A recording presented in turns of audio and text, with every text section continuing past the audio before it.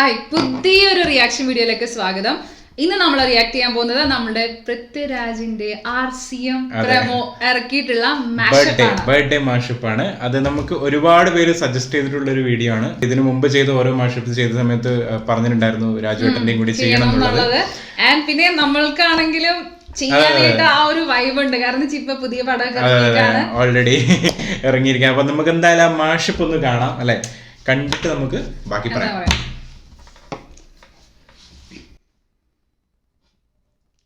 ഞാനും അസനും കൂടി ഒരു സ്ക്രീൻ ടെസ്റ്റ് ചെയ്തു പാച്ചയ്ക്കയുടെ വീട്ടിൽ. പക്ഷെ പാച്ചയ്ക്കാണ് പിന്നീട് രഞ്ജിയേട്ടന്റെ രണ്ടാമത്തെ സിനിമയ്ക്ക് ഒരു പുതുമുഖത്തിനെ തിരയുന്നു എന്ന് പറഞ്ഞപ്പോ ഇങ്ങനെ സുകുമാരന്റെ ഇളയ മകനെ ഒന്ന് കണ്ടു നോക്കുന്നു രഞ്ജിയേട്ടനോട് പറയുന്നു. ഞാൻ കേട്ടതാ ആരോ വിളിക്കണത്, എന്തോ ശബ്ദം ഞാനും കേട്ടു. രഞ്ജിത്ത് പറയുന്നത് കോളിംഗ് ബെൽ അടിച്ചിട്ട് വാതിൽ തുറന്നു വന്നപ്പോ, ചേട്ടാ ഞാൻ മല്ലിയ സുകുമാരന്റെ മകനാണ് പൃഥ്വിരാജ്, അപ്പ കാസ്റ്റ് ചെയ്തു എന്ന് പറഞ്ഞു. ആരാ അത്? അമ്മമ്മേ മനു.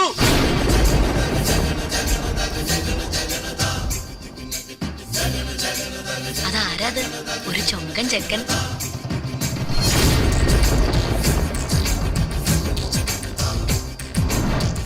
അന്ന് വളരെ 19 വയസ്സ് 20 വയസ്സുള്ള ചെറുപ്പക്കാരനാണല്ലോ. ക്ലൈമാക്സിലുള്ള ട്രെയിനെ പുള്ളി വിളിക്കുന്നുണ്ട്. അന്ന് എനിക്ക് മനസ്സിലായി പൃഥ്വിരാജ് എന്ന് പറഞ്ഞ ഇവിടുത്തെ ഒരു സ്റ്റാർ ആവാനുള്ള എല്ലാ യോഗ്യതകളും ഉണ്ടെന്ന് എനിക്ക് അന്ന് മനസ്സിലായതാണ്.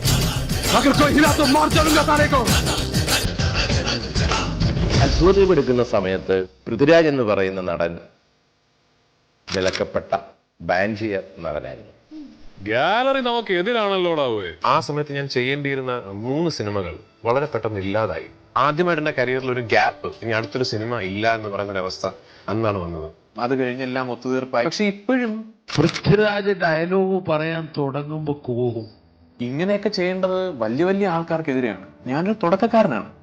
ഇത് ഡയലോഗ് പറയാൻ തുടങ്ങുമ്പോ കൂകിയാൽ നീ പറയണ്ട ഇവിടെ. അതാണ് ലാലേട്ടന് 20 വർഷമായിട്ട് ഹോൾഡ് ചെയ്തിരുന്ന റെക്കോർഡുണ്ട്. Youngest Malayalam actor to receive Kerala state film award. 20 വർഷമായിട്ട് വേറെ ആരും ആ ചെറിയ പ്രായത്തിൽ നേടിയിട്ടില്ലാത്തത് പൃഥ്വിരാജ് 24-ാം വയസ്സിൽ നേടി.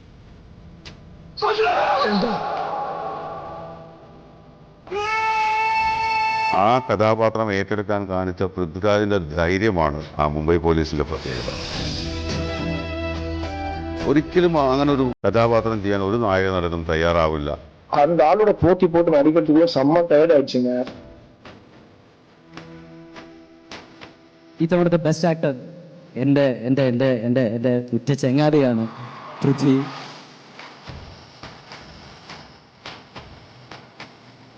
ഒരു വേഷം കിട്ടിക്കഴിഞ്ഞാൽ അതിനകത്തോട്ട് പാകപ്പെടുന്ന പൃഥ്വിന്റെ ഒരു വളരെ പ്രത്യേകതയുണ്ട്.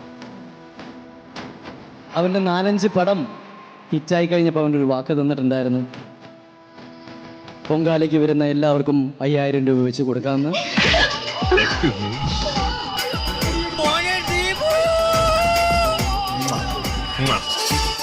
ഇവക്കിത് എന്നോട് തുറന്ന് പറഞ്ഞൂടെ? എന്നെ ഇഷ്ടമാണ് നമ്മൾ നിന്നോട് എങ്ങനെയാ പറയണേ?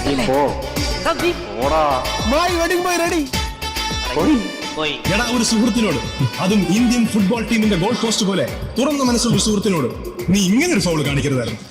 ഓക്കെ എല്ലാരും നോക്കിക്കോളൂ, കണി റെഡിയാണ്. കർട്ടനിട്ട ചവിട്ടും ഞാൻ. കൂട്ടത്തിൽ ആ കുഞ്ഞുന് മാത്രമല്ല ഒരു ബോറൻ വൃത്തികെട്ടവൻ.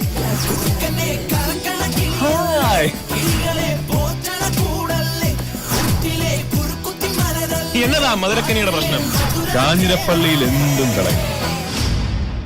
അമ്മച്ചി, ഈശോ മിശിഹായ്ക്ക് സ്തുതിയായിരിക്കട്ടെ. എന്താണ് ഫോണില്? ഫേസ്ബുക്കിലാണോ? നീയും ഫുൾ ടൈം ഫേസ്ബുക്കിലാണല്ലോ.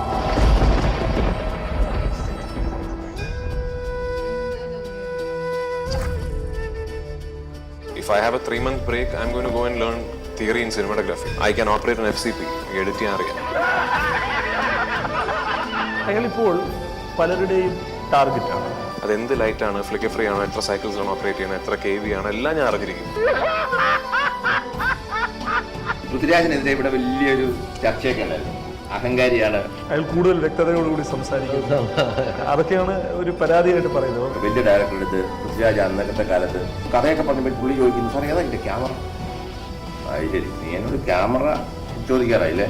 ഒരു സിനിമയിൽ നിന്ന് ഈ സിനിമ എന്ത് സ്റ്റോക്കിലാണ് ഷൂട്ട് ചെയ്യുന്നത് ചോദിച്ചുകൊണ്ട് എന്നെ ആ സിനിമയിൽ നിന്ന് പുറത്താക്കിയിട്ടുണ്ട്. എനിക്ക് സിനിമകൾ നിർമ്മിക്കണം, എനിക്ക് എൻ്റെ സ്വന്തം സിനിമകൾ സംവിധാനം ചെയ്യണം, സ്വന്തം സിനിമകൾ എഴുതണം. I want to have my own distribution company.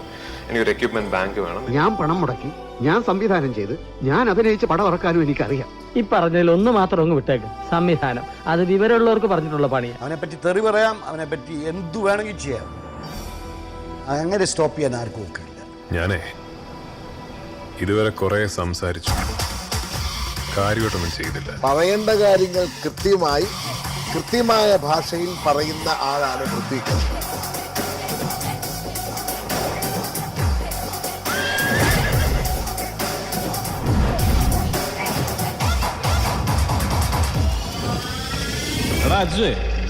അപ്പക്കാട്ടിലെ അലവലാതി അവസാനം അടിച്ച ഡയലോഗിൽ ഒരു ഭീഷണി ഉണ്ടായിരുന്നു. സംവിധാനം. അത് വിവരമുള്ളവർക്ക് പറഞ്ഞിട്ടുള്ള പണിയാണ്.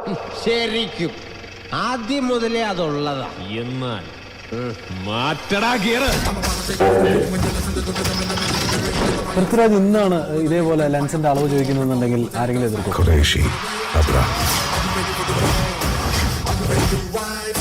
ഇന്ന് ലെൻസിന്റെ അളവ് വീട്ടിൽ കൊണ്ട് കൊടുക്കും. ലൂസിഫർ അല്ല 100%. മലയാള സിനിമയ്ക്ക് ഇനിയും വലിയ സ്വപ്നങ്ങൾ കാണാൻ പറ്റും.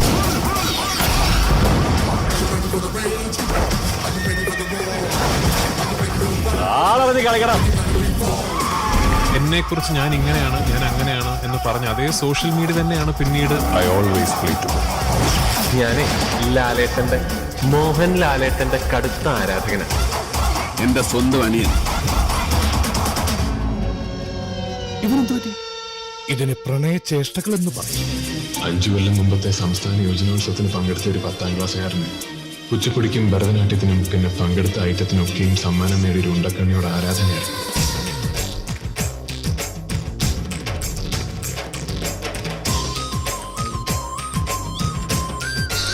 Okay, hero or villain on screen? Villain. Heroes are usually boring. അപ്പൊ ഹീറോ മീറ്റ്സ് വില്ലൻ.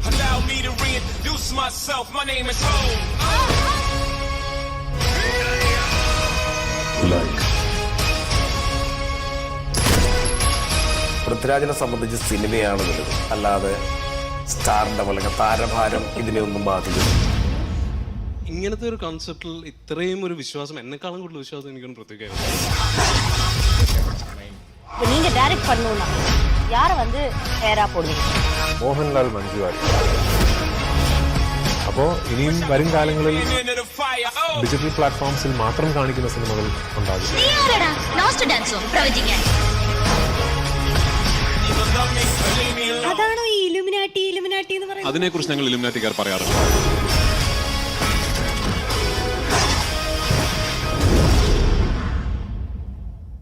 വർഷങ്ങൾക്ക് മുമ്പ്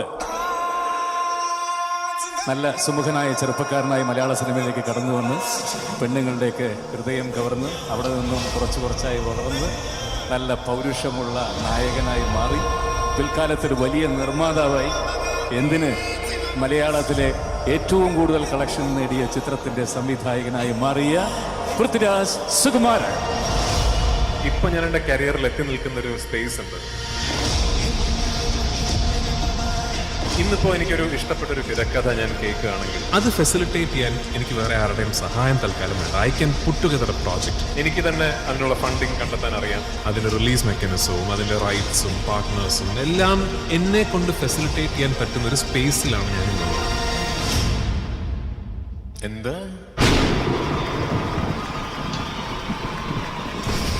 അവർക്ക് മറ്റേ ഇതാണ് പുതിയ മുഖം, അതാണ് അവർക്ക് നമ്മളൊരു ഫോട്ടോ ഉള്ളത് പറഞ്ഞു. ഈ കുട്ടി ഒരുപാട് നേരം ഇവിടെ ഇരിക്കണ്ടത്. ബസ് ഏക് ഇഷാര ഭായിജാൻ, ബസ് ഏക് ഇന്തിസാർ ആയേഗാ. ഖുദാ ഹാഫിസ്. ഇത് കണ്ടപ്പോഴേ ഒരു കാര്യം മനസ്സിലോട്ട് വരുന്നുണ്ടോ? ദൂരം ബ്രേക്സ് വന്നു അല്ലേ? കരിയറിൽ. അതായത് ഒരു സമയത്താണെങ്കിൽ എനിക്ക് തോന്നുന്നു മലയാള സിനിമയിൽ തന്നെ ഒരു യുവ നടൻ ഉണ്ടാവില്ല ഇത്രയും ക്രിറ്റിസിസം കിട്ടിയിരിക്കുന്നത്. ആ ഒരു ടൈമിൽ നമ്മൾ കളിയാക്കി ചിരിക്കായിരുന്നു.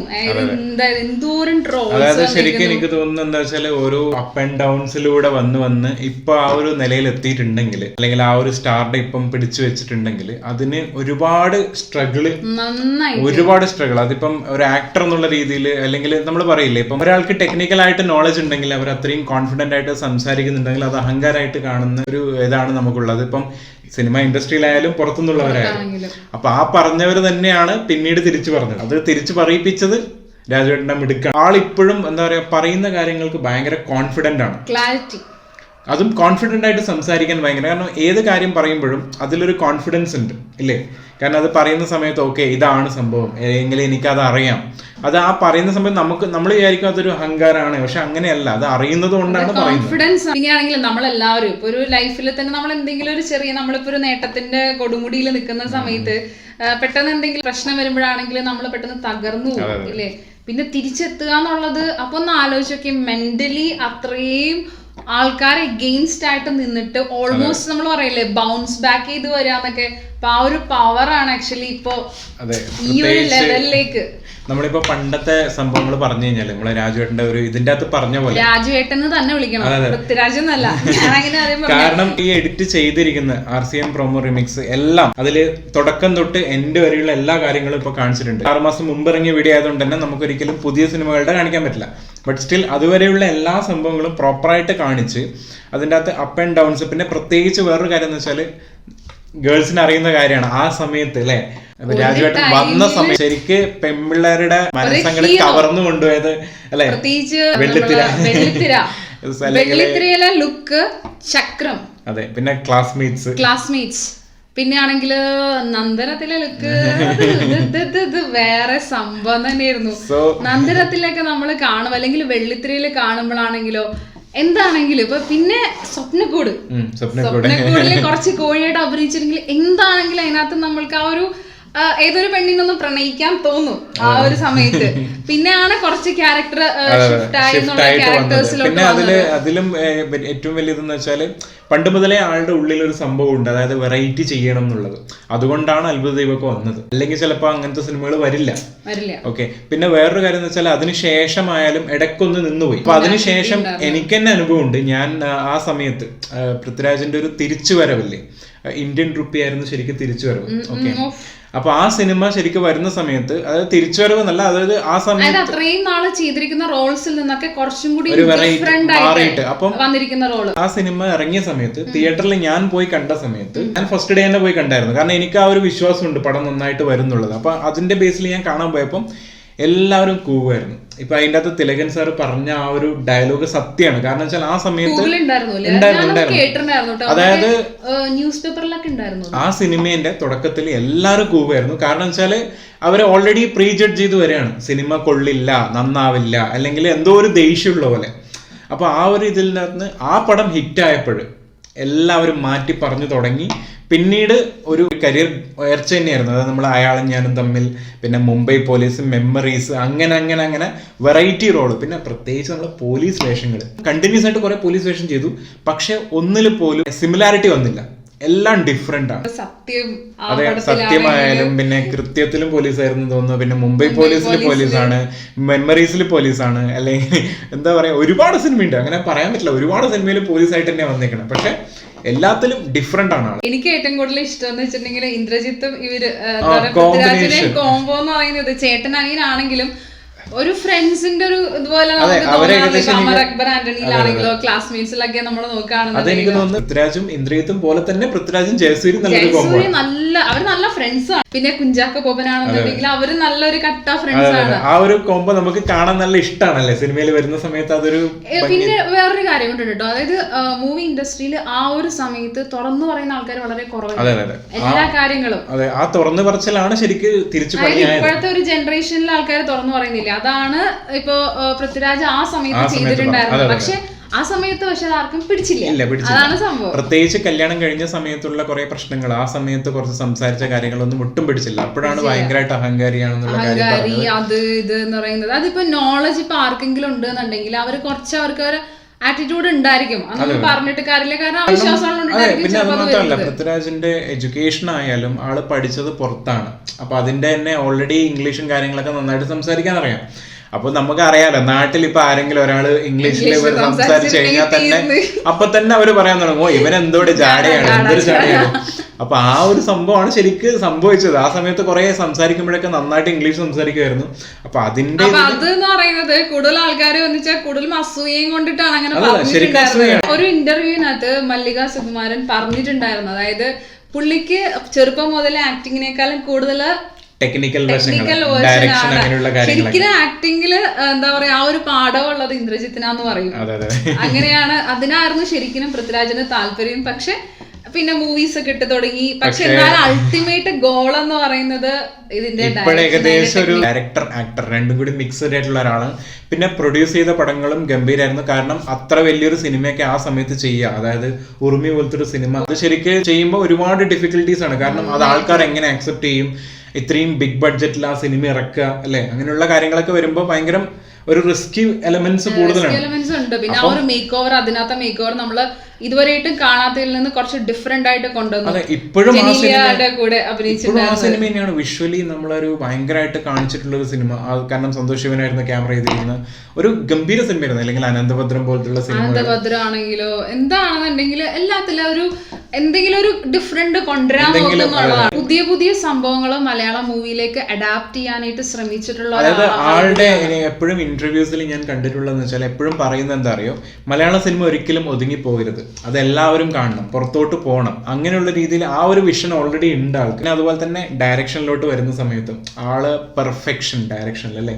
ഒരു മലയാളം സിനിമ ഇഷ്ടപ്പെടുന്ന അല്ലെങ്കിൽ ആ ഒരു സ്റ്റൈലും കാര്യങ്ങളെല്ലാം ഇഷ്ടപ്പെടുന്ന ആൾക്കാർക്ക് അവരുടെയൊക്കെ പൾസ് അറിഞ്ഞിട്ട് എടുത്തൊരു പടം. നമ്മുടെ മനസ്സിൽ എന്തൊക്കെ നമ്മൾ ആഗ്രഹിക്കുന്നു, ലാലേട്ടൻ നമ്മൾ എങ്ങനെ കാണാൻ ആഗ്രഹിക്കും, നമ്മൾ ആഗ്രഹിക്കും കുറെ നാൾ എന്തൊക്കെ ആഗ്രഹിച്ചോ അതൊക്കെ കിട്ടിയൊരു സിനിമയായിരുന്നു ലൂസിഫർ എന്ന് പറയുന്നത്. അപ്പൊ അതുകൊണ്ട് തന്നെയാണ് ആ സിനിമ മലയാളത്തിലെ തന്നെ ഏറ്റവും വലിയ വിജയമായിട്ട് മാറിയത്. അപ്പം ആ ഒരു ഡയറക്ഷനിലും കൂടി ആള് 100% കഴിവ് തെളിയിച്ചൊരു ഡയറക്ടറാണ് ശരിക്കും. പിന്നെ എന്ത് ഡ്രസ് ഇട്ടിട്ടുണ്ടെന്നില്ലേ, എന്ത് ഡ്രസ് ഇട്ടു, അത് മുണ്ടാണെങ്കിൽ അല്ലെങ്കിൽ കുറച്ചൊരു മോഡേൺ ടൈപ്പ് ആണെങ്കിൽ എല്ലാം ചേരുന്നത്. പ്രത്യേകിച്ച് എനിക്ക് ഏറ്റവും ഇഷ്ടമുള്ള ക്യാരക്ടർ പൃഥ്വിരാജിന്റെ എന്ന് വെച്ചിട്ടുണ്ടെങ്കിൽ ക്ലാസ്മേറ്റ്സിൽ ഇഷ്ടമാണ്. പിന്നെ ചക്രത്തില് ഈ രണ്ട് ലുക്ക് എന്ന് പറയുന്നത് നമുക്ക് എല്ലാവർക്കും അത് ഓരോരുത്തർക്കും ഓരോ സ്റ്റൈലായിരിക്കും ഇഷ്ടപ്പെടുന്നത്. ചിലർക്ക് ആ വെള്ളിത്തിര ഇറങ്ങിയ സമയത്താണെങ്കിൽ വെള്ളിത്തിരയിലെ സ്റ്റൈലായിരുന്നു ഇഷ്ടം. പക്ഷെ എന്നാലും എല്ലാത്തിലും ആ ഇഷ്ടം നമ്മളിൽ കൊണ്ടുവരാനായിട്ട് നോക്കും ഇല്ലേ? നിങ്ങൾ ആരെങ്കിലും ഇങ്ങനെ ഇഷ്ടമാണോ അങ്ങനെ? ആള് എന്താ പറയാ, ശരിക്കും വോയിസ് കൊണ്ട് തന്നെ ഓൾറെഡി മാജിക് കാണിച്ച ഒരാളാണ്. കാരണം നമ്മള് എത്ര ദൂരത്ത് കേട്ടാലും പൃഥ്വിരാജ് സംസാരിക്കുമ്പോൾ നമുക്ക് മനസ്സിലാവും അത് പൃഥ്വിരാജ് ആണ്. കാരണം ആ ഒരു സൗണ്ടിൽ ഒരു മോഡുലേഷനും അല്ലെങ്കിൽ അതിന്റെ ഒരു ബാസ് കാര്യങ്ങളൊക്കെ പ്രോപ്പറായിട്ടുണ്ട്. അപ്പൊ അതുകൊണ്ട് തന്നെയാണ് നമുക്ക് ഓരോ ഡയലോഗ് പറയുന്ന സമയത്തും ആ ഒരു ഗാംഭീര്യം കിട്ടുന്നതുകൊണ്ട്. അല്ലെങ്കിൽ ഉറുമി പോലത്തെ സിനിമയിലൊന്നും എന്താ പറയാ അത്രയും ചരിത്ര പ്രധാനമായിട്ടുള്ള ഒരു സിനിമേന്റെ അകത്ത് അങ്ങനെ സംസാരിക്കുന്നത് ആ ഒരു ബാസ് ഉള്ളത് കൊണ്ടാണ്. 19ാമത്തെ വയസ്സിലാണ് മൂവിയിൽ വന്നിരുന്നത്. ആ ഒരു ചെറിയ പ്രായത്തില് നന്ദനം പോലുള്ള പടങ്ങളൊക്കെ അഭിനയിക്കുക എന്ന് പറയുന്നത് 19 ഇയേഴ്സില്. അത് മാത്രല്ല നമ്മളിപ്പോ കണ്ടില്ലേ ലാലേട്ടന്റെ റെക്കോർഡ്, അതായത് 26ാം വയസ്സില് TP ബാലഗോപാലനില് സ്റ്റേറ്റ് അവാർഡ് കിട്ടിയത് ബെസ്റ്റ് ആക്ടറിനുള്ളത്. ആ റെക്കോർഡ് 24ാമത്തെ വയസ്സിൽ തീർത്തു. വാസ്തവത്തിൽ നമ്മൾക്ക് ആ ഒരു പടം കാണുമ്പോ തോന്നുന്നു 24 വയസ്സുള്ള ഒരു ആളാണെന്ന്. ഇല്ല, ഒരിക്കലും തോന്നില്ല. വാസ്തവത്തിലാണെങ്കിൽ 3 ഷെയ്ഡാണ്. 3 ഷെയ്ഡില് ഗംഭീരായിട്ട് ഇതിലുണ്ട്. അതിനകത്ത് വേറെ ലെവൽ പെർഫോമൻസ് ആണ്. നമുക്ക് ഒരു സമയം ദേഷ്യം വരും, ഒരു സമയം പാവം തോന്നും. വാസ്തവത്തിലും പിന്നെ അതുപോലെ വർഗം, ആ വാസ്തവത്തിന് അടുത്ത് തന്നെയാണ് വർഗം ഇറങ്ങിയത്. വർഗത്തിന്റെ അകത്തും പോലീസ് ക്യാരക്ടറാണ്. അതിൽ ചെറിയൊരു നെഗറ്റീവ് റോളാണ്. പിന്നെ മുംബൈ പോലീസിൽ അത് മുംബൈ പോലീസ് എന്ന് പറയുന്നത് ശരിക്കും എനിക്ക് തോന്നുന്നു ഇത്രയും സ്റ്റാർഡത്തിൽ നിൽക്കുന്ന ഒരാള്, ഒരു ആക്ടർ ഒരിക്കലും ചെയ്യാൻ മടിക്കുന്ന ഒരു ക്യാരക്ടർ. കാരണം അങ്ങനെയുള്ള സംഭവങ്ങൾ ഇഷ്ടപ്പെടുന്നില്ല. പ്രത്യേകിച്ച് ഒരു ശരിക്കും വേണമെങ്കിൽ ആ സിനിമ ആണെങ്കിൽ ഒഴിവാക്കാം. കാരണം എന്തുകൊണ്ടാ വെച്ചാല് ചിലപ്പോ ആൾക്കാർ എങ്ങനെ ആക്സെപ്റ്റ് ചെയ്യും. കാരണം അത് ഇപ്പൊന്നും പ്രശ്നമില്ല. ആ സിനിമ ഇറങ്ങിയത് കുറെ വർഷം മുമ്പാണ്. ആ ടൈമിലൊന്നും നമുക്ക് ഇങ്ങനെ ഇപ്പൊ അറ്റ്ലീസ്റ്റ് ഒക്കെ നമുക്ക് ഇതൊക്കെ സംസാരിക്കാനെങ്കിലും പറ്റും. ആ ടൈമിലൊക്കെ നമ്മൾ ഇങ്ങനെയൊക്കെ സംസാരിച്ചിട്ടുണ്ടെങ്കിൽ അവരെ മോശമായിട്ട് പറയും അല്ലേ? പിന്നെ എല്ലാ ലാംഗ്വേജിലും പോയിട്ട് അഭിനയിച്ചിട്ടുണ്ട്. പ്രത്യേകിച്ച് അയ്യൊക്കെ തമിഴിലും ഉണ്ട്. തമിഴിൽ നമ്മളെ റാവണിലൊക്കെ അഭിനയിച്ചിട്ടുണ്ട്. ഒരു സമയത്ത് പണ്ടൊക്കെ നമ്മൾ പറയുമ്പോൾ എപ്പോഴും ലാലേട്ടൻ, മമ്മൂക്ക, സുരേഷ് ഗോപി, ജയറാം, ദിലീപ് അങ്ങനെയായിരുന്നു നമ്മളൊരു ഓർഡർ ഉണ്ടായിരുന്നു.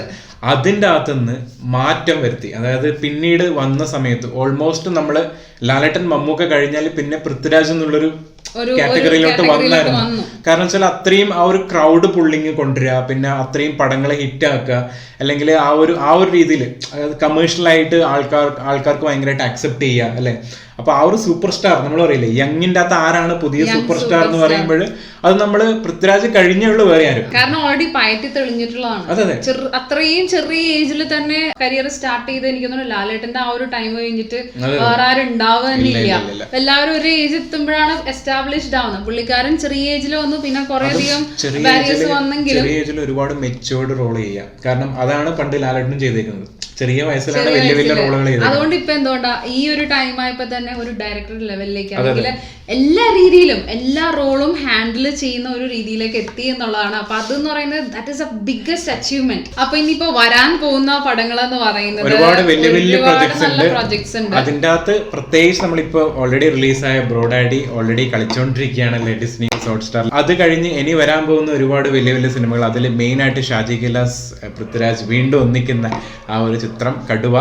പിന്നെ അതുപോലെ ഞാൻ ഏറ്റവും കൂടുതൽ എക്സ്പെക്ട് ചെയ്യുന്ന ഒരു പടം, കാരണം പിന്നെയും പടം ഉണ്ട്, ജനഗണമന ഉണ്ട്, അതും നല്ലൊരു എക്സ്പെക്ടേഷൻ തന്നെയാണ്. പക്ഷെ അതിനേക്കാളും ഞാൻ ഒരുപാട് എക്സ്പെക്ട് ചെയ്യുന്നത് ആടുജീവിതം എന്ന് പറഞ്ഞ സിനിമയാണ്. കാരണം കുറേ നാളായിട്ട് അതെ. പിന്നെ പ്രത്യേകിച്ച് ഈ സിനിമയ്ക്ക് വേണ്ടിയിട്ട്, ആടുജീവിതത്തിന് വേണ്ടിയിട്ട് ഒരുപാട് മെലിയും പിന്നെ താടിയൊക്കെ നീട്ടി വളർത്തി ആ സമയത്ത് ലോക്ക്ഡൌൺ വന്നതുകൊണ്ടാണ് ആ സിനിമ പകുതിക്ക് നിന്നുപോയത്. ആക്ച്വലി സിനിമ ഇറങ്ങിക്കഴിഞ്ഞാൽ അതൊരു ശരിക്കും എനിക്കൊന്ന് പൃഥ്വിരാജിന്റെ കരിയറിൽ തന്നെ ഒരു വലിയൊരു സംഭവം ഉണ്ടാക്കാൻ പറ്റുന്ന ഒരു സിനിമയാണ്. ബ്ലസ്സിയാണ് ഡയറക്ടർ.